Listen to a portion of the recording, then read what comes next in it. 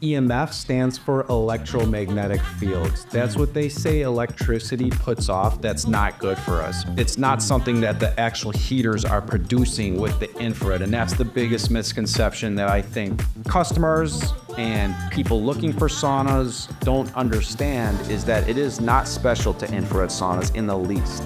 That really then opened my eyes to just actually what EMFs are, and then basically the differences between EMF levels, good, bad, and basically what causes them.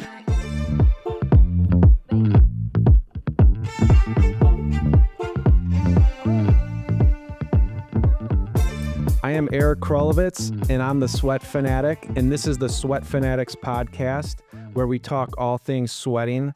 I love infrared saunas, hot rock saunas, hot yoga, all that, everything in between. So it's one of my favorite things to do in life. So today, we have my good friend Nick back on the podcast, and we're going to talk about EMFs and electromagnetic fields, what they are, how those affect us, and how we protect against them. So, Nick, thanks for coming on. How are you? I'm doing well. Super excited to be back on here for another fun episode. So we got a pretty exciting topic here today. I saw you at Lifetime Fitness this morning. How was your workout? It was good. We met up with Jordan, who we both work out with, and also coworker of ours. So he ran me through a gauntlet this morning, a little circuit workout, little more of a cardio workout than I particularly like. But that's, half the reason that I go to him is he gets me to do exercises and workouts that I wouldn't normally do. Yeah, that's what a trainer does, right? They get you to think outside the box. They get you to do different exercises, strengthen muscles that you didn't necessarily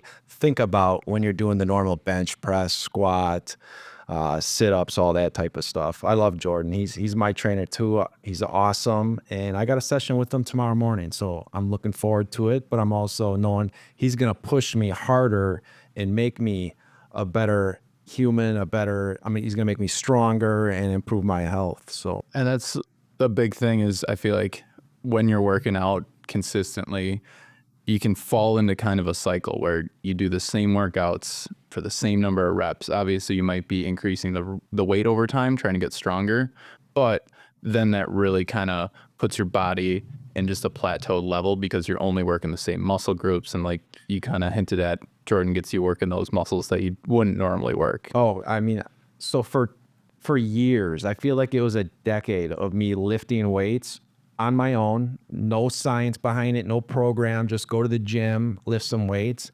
And I realized, once I started working out with Jordan, I've neglected the entire backside of my body. So like I was working bench, I did squats, but like my upper back, my shoulders, my lats, glutes, like I just didn't really pay much attention to it. I was thinking biceps, triceps, chest, abs, and then legs.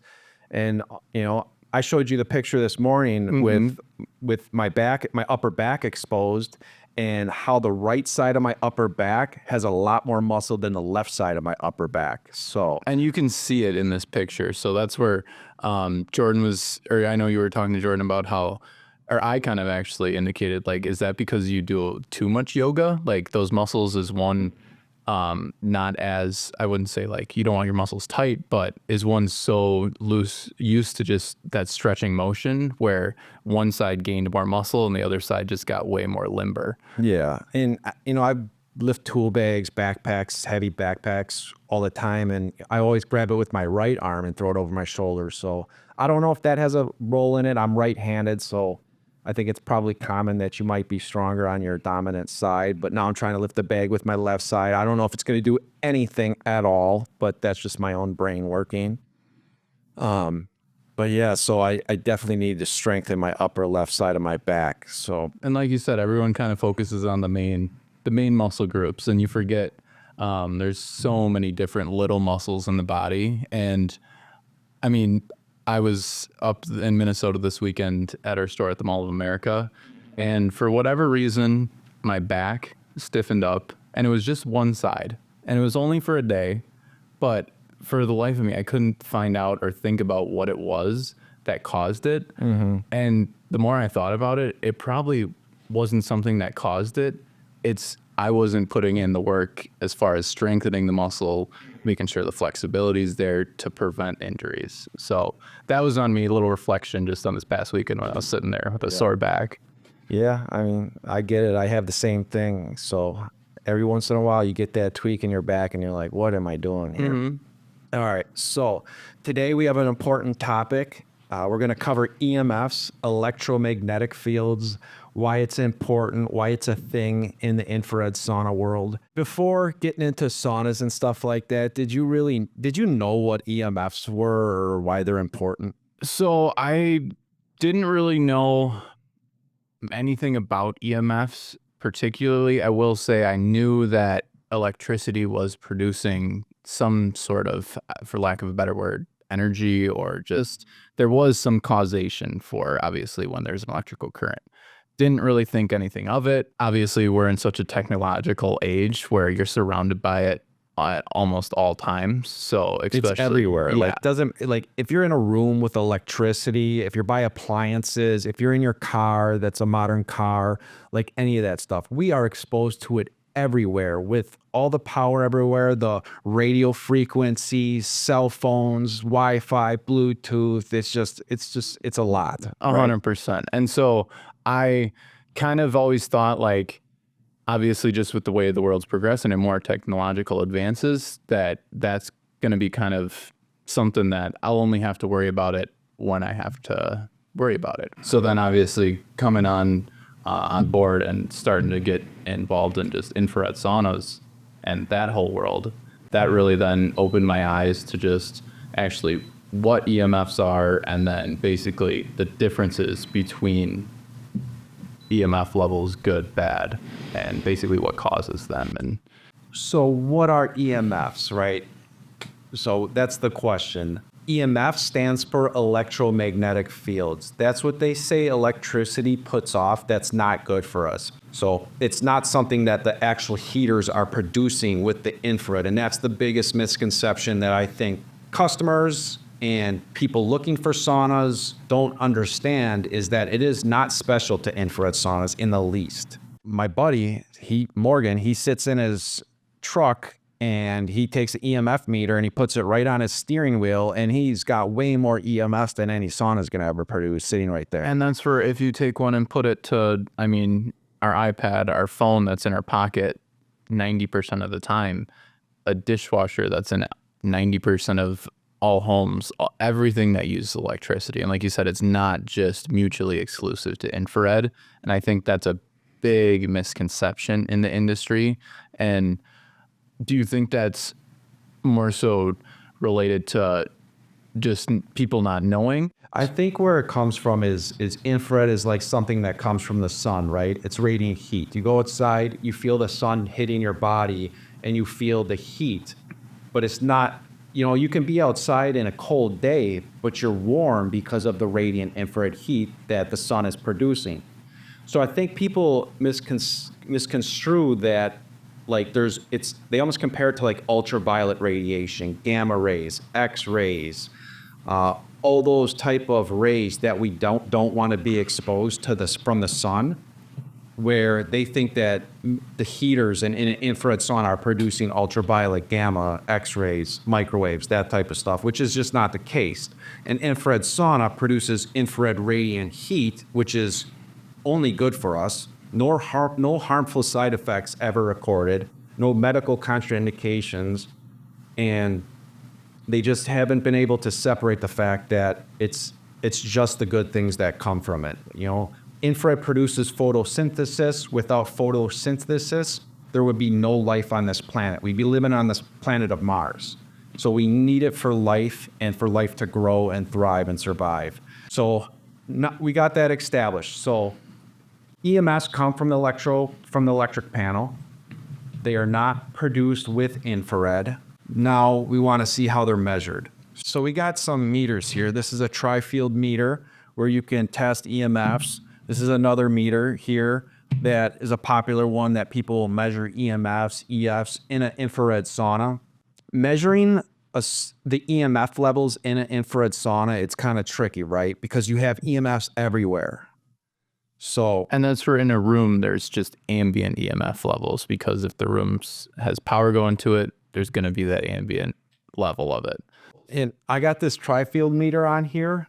I just turned it on, and we're measuring 0.8, 0.9 milligauss sitting right here just in the room. This from the power around us, all the outlets, the electricity, the lights, light switches, Our microphones all that, here, everything. the microphones. Like that's just what the room environment is.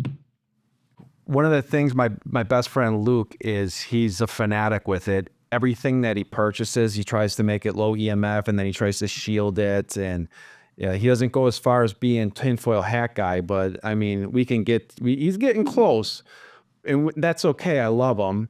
But a lot of times people will go to him and be like, hey, I'm worried about the EMFs. And he'll say like, yeah, me too. Look at my phone. He's got this thing on his phone that actually reduces the EMF levels from his cell phone. And he'll point that out, and then people will start to realize that they're exposed to it everywhere, not just in a sauna that has electricity going to it. Right. So that's where, if I think people who are worried about it don't really understand the concept yet. And then if people are still genuinely worried about it after they get the concept, they've got a lot bigger issues than just the sauna that's producing the EMF levels. There's, like we were talking about, all the major appliances in everyone's home, the phone that's in the pocket, watches, AirPods, everything that we're around. And so, like, He won't wear AirPods because he wants the wire. old school Yep. one. But all right, so the medical research on EMFs, and I've been lucky enough to talk to one of the top experts of electromagnetic fields in the world, and it's the owner of Vitatech out of Virginia. They test medical equipment. You know, what these people do is, you have skyscrapers in New York City and Boston, and you have huge transformer electrical rooms, and they go in there and they find out and figure out ways to protect the condos and the apartments around them from electromagnetic fields. So they deal with big, real EMFs out there in the industry. When I was talking to her, I asked her, I go, what are the medical studies? And she said, well, a lot of the medical studies were from like the 80s and earlier. And the studies have kind of weaned off since then because they weren't producing that much. It was kind of smaller things, like if you have an autoimmune disorder and you're by some big power lines, or you buy a big transformer room, it can kind of increase your autoimmune disorder and some kind of stuff like that. And she said there's not really too much out there. It's not really studied much anymore because they didn't really get much evidence about it. But from what I look at it as a sauna company, a health and wellness sauna company, you're using a sauna to make you feel better and improve your health and hopefully reduce your risk for a lot of these diseases out there. The last thing you want to be doing is exposing yourself to something that could potentially be dangerous when you're trying to improve your health and wellness. And that's where we take a stance as a sauna company, is we don't want to be exposing you to anything that could potentially be harmful to us. So what we do is we make sure it's low EMF, it's low EF, it's all that type of stuff, so that you're not, just take it out of the equation, right? Right. One of the cool things that we do as a company is annually we hire third parties to test our saunas for safety, quality, and effectiveness. And I don't know, a month ago, we had Vitatech from Virginia come out and they test the entire sauna, all put together. They test it inside the sauna, outside, all around it, inside out, like any way you can test the sauna, they're testing it for all forms of EMS. They had 7 different testing points in their results here. And like, these are the professionals. You want to talk about EMS, you try and talk EMS with these people, it's hard to follow because the knowledge is just huge. So it's pretty impressive. That's what they deal with all day, right? That is. No, I mean, they have been doing it for over 20 years, definitely leading the industry. And yeah, we were super excited to have them come in and then actually get the results, we were very pleased with that as well too. One of the things that jumped out to me that she said, she goes, hey, you guys are the only sauna company that we come out and test the entire sauna. Like the sauna is installed. It's not sending a heater to get tested. It's not taking the heater out to get tested. First of all, we know the heater's low EMF because we manufacture low EMF heaters. That's what we do. But you got 15 amps, 20 amps of power going to the power supply of a sauna. So you got the power supply, you got the lights, you got the wiring, you got all that. There's EMS radiating out of that as well. So we want to make sure that everything, when you're sitting in this sauna, you're as safe as possible and you're not exposed to any harmful electromagnetic fields. 100%. So that's what they do. And then what Good Health Saunas does is we take the report, we post it on the front page of the website with the contact information of that company. So a lot of times, unless the infrared sauna company has a third party test the whole sauna, take that report, put it on the website with the contact information to get a hold of them, like it's up in the air. You don't know if it's low EMF or not. And that's, I mean, part of the reason why you work for Good Health Saunas is because the safety, the efficiency, the effectiveness, and the measures they take to ensure that for the customers. And they've been doing that for 20 years. So I'm a paramedic. I was trained to save lives. Do you think I would use or recommend a sauna that could potentially be harmful to somebody?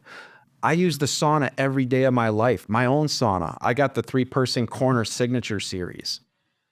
Like the last thing I would be doing is using a sauna every day that's not good for us or good for me. Like that doesn't make any sense in the least. right, and we talked about it last episode where the whole reason we're doing it is to help people take that next step in their health and wellness journey. And because there's such a vast amount of information and trying to have people decipher all that information, that's when they can kind of get confused. And so just being able to have a company that does the testing, posts that testing, is about as transparent as any company could possibly be. And especially in today's day and age, that's just hard to find out there. Exactly. Are we going to dive into these results here? Yeah, so let's dive into the results of the testing report from Vitatech. So I got to pull up the date on it is 10/14/2024. And so the first thing they do is they're going to measure the ambient EMF levels and electric field levels. So what that means is they're going to test the sauna without the sauna turned on, just to see what the room environment is, because we're not in a shielded environment and it's not some big $1 million laboratory and stuff like that. We got to see what's in the atmosphere around it first, and then we're going to go in, turn the sauna on, and find out what it is inside the sauna with everything turned up to the max. Another thing that it doesn't matter what the temperature of your sauna is as far as EMF levels. First of all, if you measure the sauna without anything turned on, you have electricity going to the top of the power supply, or if you have a sauna where the power supply is under the bench, which I don't like those. I don't like that some companies put the power supply under the bench. It just makes it very hard if you ever have to troubleshoot. You have to take the sauna apart. It doesn't work well. And this sauna here, this is a Good Health Sauna 2-person hybrid. The power supply is in the ceiling, which makes it easy if you were ever to troubleshoot, which you should never have to. But if you did, you have it right in the top. So the electricity is stopping at the power supply without the sauna turned on. You got probably very low voltage going to the control panel so that it can know if you're turning it on or not and save the time. You could preheat it, so it's saving the time if you want to set it to preheat. So you measure the EMF levels inside the sauna with it out on. It's not going to be producing anything. Like it's going to be whatever the room is, right? Then you turn the power button on. Now that shoots electricity to all the heaters and the lights and all the wiring through all the walls, everywhere inside the sauna. So that's what a lot of people forget is it's not just if you have a heating element on one side of your body, there's wiring that's going all the way around the sauna that has to get the power to the entire unit. So that's where it's not just making sure that if you have it in one spot that's low EMF, it's that the whole unit is low EMF. Right. Yeah, I've tested hundreds of infrared saunas and traditional saunas with EMFs. And, wherever the power cord gets connected to the heater, you're going to see a little bit of an uptick because that's where that is for the most part. So now you turn the sauna on and now you got electricity going to everything that is supposed to be going to: heaters, lights, all that type of stuff. Now that's when you want to measure the EMF levels. And whatever reading you get, you have to subtract it from the ambient room around you. So, and that's what they did here. The first thing Vitatech did is test the ambient EMF and EF levels in the room environment, in the sauna itself, without it turned on. So we're going to look at the results of the EMF tests from Vitatech, the electric field test from Vitatech. The best standards that we can find out there: 12.5 milligauss or lower is considered low. 5,000 volts per meter or lower is considered low. And looking at the results here, is they speak for themselves. So with the ambient EMF levels anywhere from 1 to 1.5 milligauss, and like the highest that you can find is 1.63. That's, you have to subtract the ambient from the actual levels of the sauna being turned on, and you're like 0.1, 0.2, 0.3. That's what we're talking about. That's what low EMF is. So, and then when you look at the electric fields, the best standard that we can find, most credible, is 5,000 volts per meter. So on average, we're looking at 20 volts per meter, 30, maybe 50. So is that close to 5,000, Nick? I'm no mathematician, but that is far, far from 5,000. And that, I mean, when you're seeing zeros or anything that's close to it, when you're talking in those thousands of numbers, I mean, you really can't get any lower than that. That is real low EMF. That is real low EF. And that's about as safe as you can make it. So, and then you also want to look at it as well as like, okay, if I have a low EMF sauna, but the heaters barely produce any heat and you barely sweat and you barely get any health benefits from it, does it really matter? Yeah. Well, the point of having a low EMF, like if EMF levels should not be the number one thing that you're thinking about when looking at a sauna. It is important. It's in the top 5. You want to make sure it's a low EMF, but you also want to look at everything else. You want to look at the heaters. You want to look at the air quality. You want to look at heater placement, size of the heaters, the reputation of the company, the warranty, the customer service, the reviews, all that type of stuff. You take those top categories, pile them all together, and then you look at it, and then you make the decision. And if you do all those things and you look at all those categories, combine them together with no VOCs, low EMF, low EF, lifetime warranty, been in business for decades, and best reviews in the industry, then the choice is pretty much clear. You end up with a Good Health Sauna.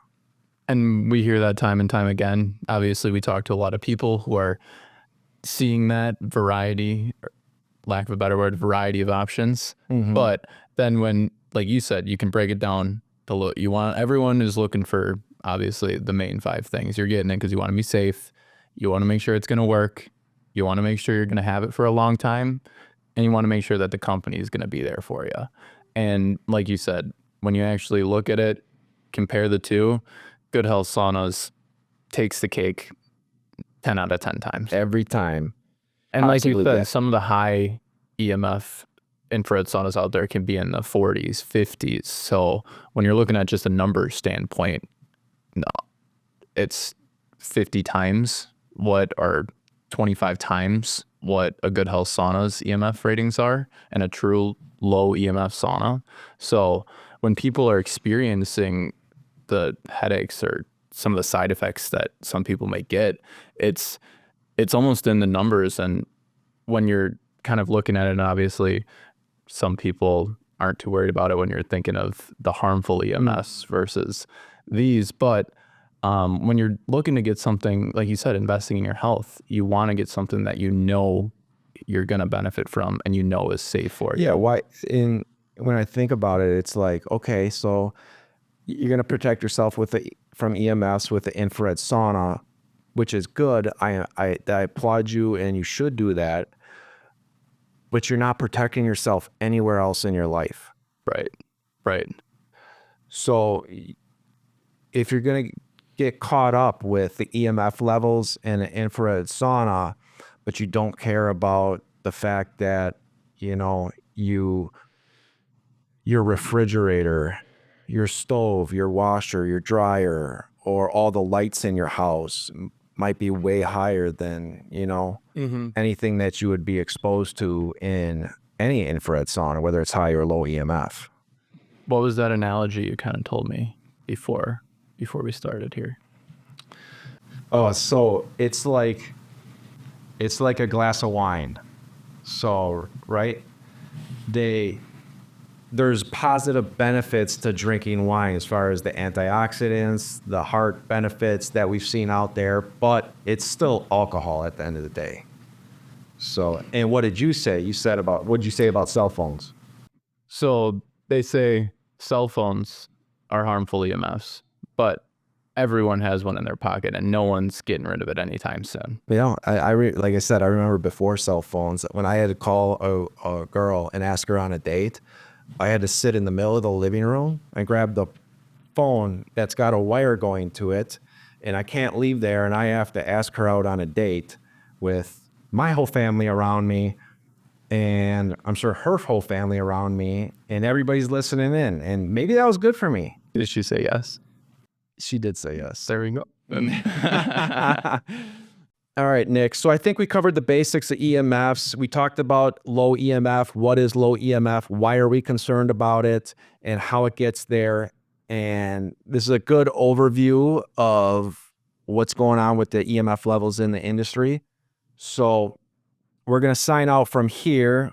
And I want to say thanks, Nick, for coming on. I appreciate it. It's a pleasure. I'm always happy to be on. We got to head to Cleveland tomorrow. Heck yeah. Excited to be there. It's a mistake by the lake. Mm-hmm. Yep. That's a great city. It's an underrated city. I love Cleveland. It is. It's definitely underrated. The people, super nice people. Midwest. So you get the Midwest nice. Hardworking. Yes. Honest. Courteous people. And I feel for the Cleveland Browns, man. I was just going to say, too. I mean, they had LeBron, so. That's true. They did win a championship with the LeBron, so that's awesome. Yeah, good for them. That's good. If you enjoyed this episode, please like, share, and subscribe. Comments. We always love to hear from you, and I always love to hear from you. That helps us out tremendously. Check us out on YouTube, Spotify, Apple Podcasts, anywhere that you see podcasts. I'm Eric Kralovitz. I'm the host of the Sweat Fanatics Podcast, and get out there and sweat.